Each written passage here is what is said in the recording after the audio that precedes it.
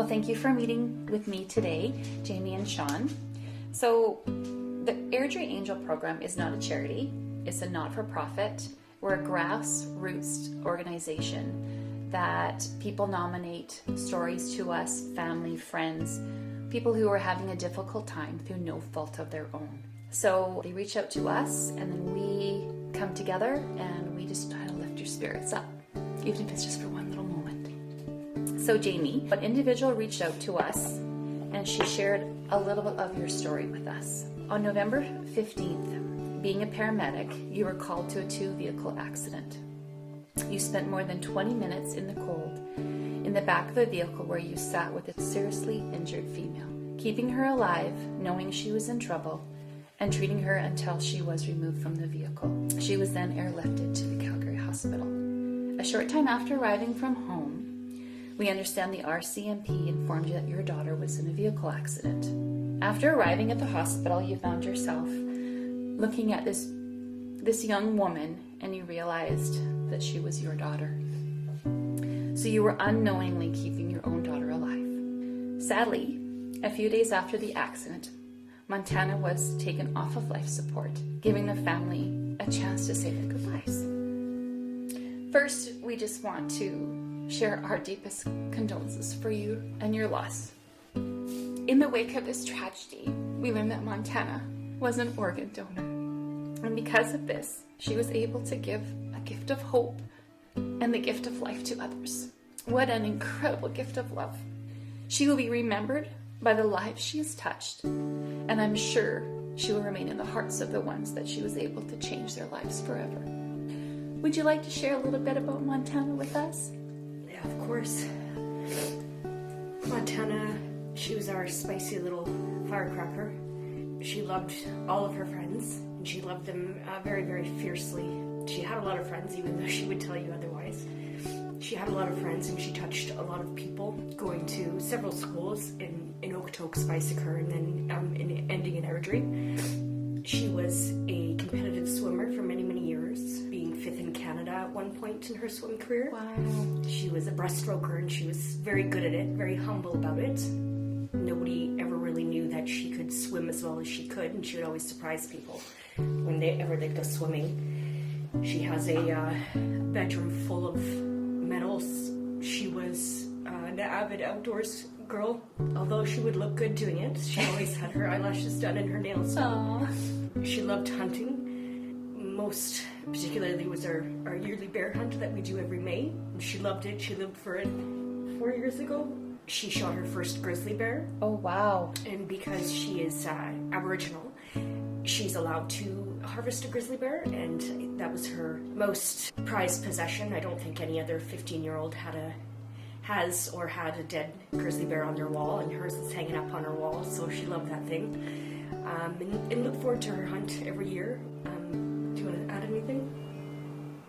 That little girl was my step-girl. She wasn't my daughter, but when I met Jayme 10 years ago, Montana was, let's say, 7 or 8, I can't remember exactly, but we just connected. She wasn't a stepchild, and it was hard because I grew up with a stepmom who was awful, and I always said I'd never be that step-parent to somebody else. So the fact that Montana had this indigenous heritage, she took to hunting and fishing with me like bread and butter, and so I was so lucky to have that connection with her. And our hunting trips, moose hunting, deer hunting, whatever, we have so many memories together in such a short time, in 10 years or whatever, but it was something special that I don't think a lot of step-parents get, just because there's always this, I don't know, almost difference in this vibe that isn't the same as a real parent. But we had the vibe of real parent and real daughter.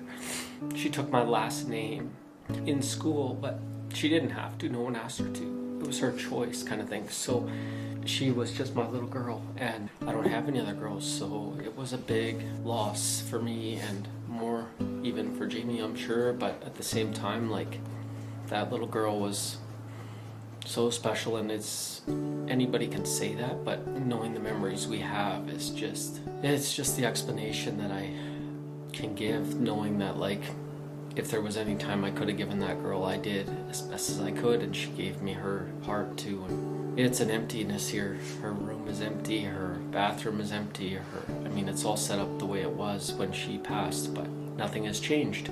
It's hard to go there. It's hard to go in her room. It's hard to go in her bathroom. It's hard to change anything because you just want her to come home. And we're just adjusting to the new normal.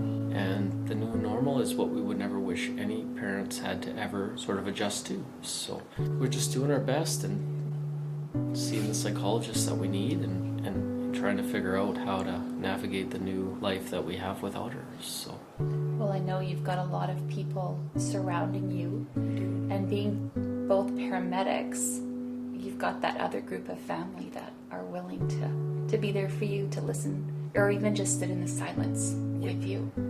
Yeah, we appreciate all of them. We've had a lot of support from friends, co-workers. It's been good, I think, in that sense. Mm-hmm. And with Airdrie Angel being here this evening is just another way for you to know that you are not alone and that you've got those that love you. Absolutely.